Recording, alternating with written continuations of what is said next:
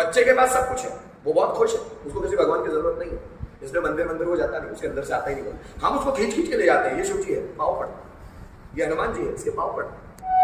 उसको पता नहीं है कुछ कौन हनुमान कौन शिव, वो खुद अपने आप में ईश्वर है, वो खुद खुश रहता है। मतलब ये नेचर में जितनी क्वालिटीज है वो सब उसमें है, नेचर में जितनी क्वालिटीज है वो सब ईश्वर में भी होती है।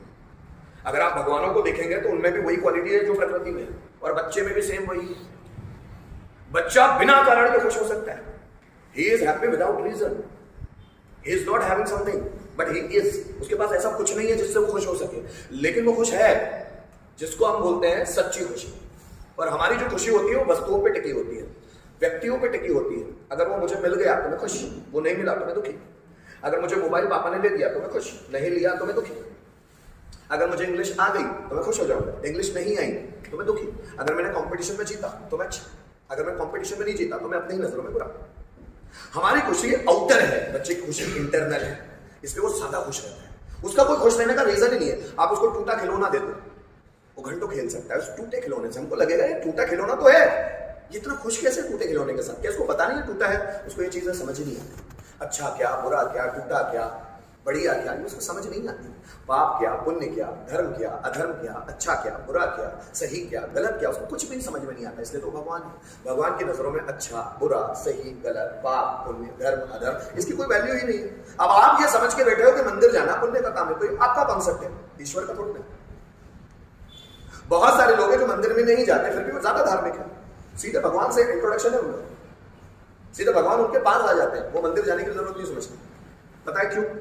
इसीलिए क्योंकि वो अंदर से प्योर है। मैं अपने लेक्चर्स में समझाता हूं, जो अंदर से प्योर है हमेशा खुश है, उसको फ्रस्ट्रेशन नहीं होगा, उसको कुछ पाने का डर नहीं होगा, उसको कुछ छूट जाने का डर नहीं होगा, क्योंकि वो अंदर से खुश है, उसको नेचर खुश रख रही है।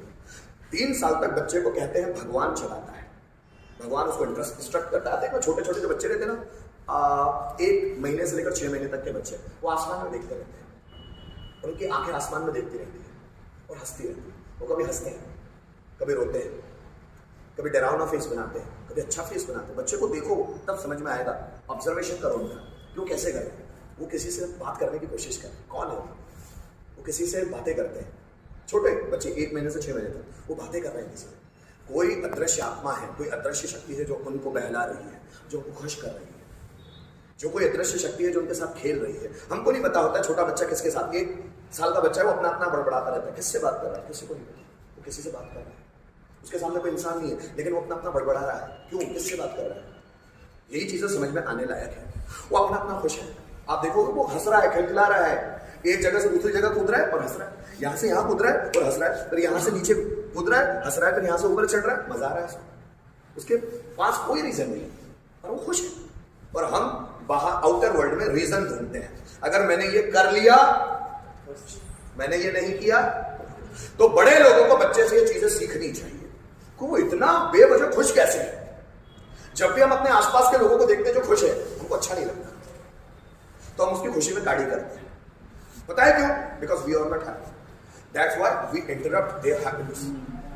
जब भी व्यक्ति खुद खुश होता है वो दूसरों को खुश रखने की बहुत ज्यादा कोशिश करेगा, और जब वो दुखी रहता है तो कोई खुश दिखा तो उसको पसंद नहीं आएगा कि जब मैं खुश नहीं हूं वो खुश कैसे हो सकता है।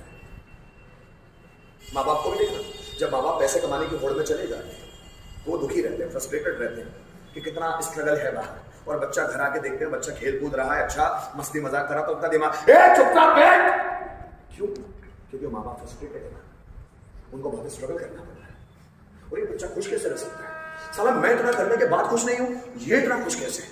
यही तो रीजन ढूंढना है कि वो खुश क्यों है, because he has no purpose in his life. फिर आप बोलेंगे सर पर्पस ही न हो तो क्या खुश हुआ जा सकता है? Damn sure. जिस व्यक्ति का जिंदगी में कोई पर्पस नहीं, उसको कोई बोझ ही नहीं होता, बोझ ही नहीं। फिर बोले जिंदगी चलेगी कैसे? तो आप इतने इगोइस्ट कैसे हो गए कि अपनी जिंदगी चलाने के मालिक आप खुद बन गए? जो ईश्वर चला सकता है वो आप क्यों चलाते हो? आप अपनी जिंदगी को ईश्वर के हाथों में क्यों नहीं छोड़ते? जो आपके मन में आता है वो क्यों नहीं करते चलते? क्यों खुद का डिसीजन बना लेते हो मुझे ये करना है? ये तो ईगो है कि मुझे ये करना है, ये तो ईगो कहलाता है। साइकोलॉजी में इस वर्ड को ईगो कहते हैं कि मुझे ये करना है। अब जो बड़े बड़े बेहतरीन लोग हैं ना वो क्या करते हैं? ईश्वर की जो मर्जी होगी वही करो। बोले आप क्या करने वाले? मुझे नहीं पता, ईश्वर जो करवाएगा वो करो। तो ये लोग नम्र है, डेडिकेटेड है, समर्पित है लोगों के लिए। वो बच्चा समर्पित है, उसकी कोई इच्छा ही नहीं है करने की, जो उसके मन में आता है वो चलता चला बह रहा है पानी की तरह, इसलिए वो कहीं रुकता है।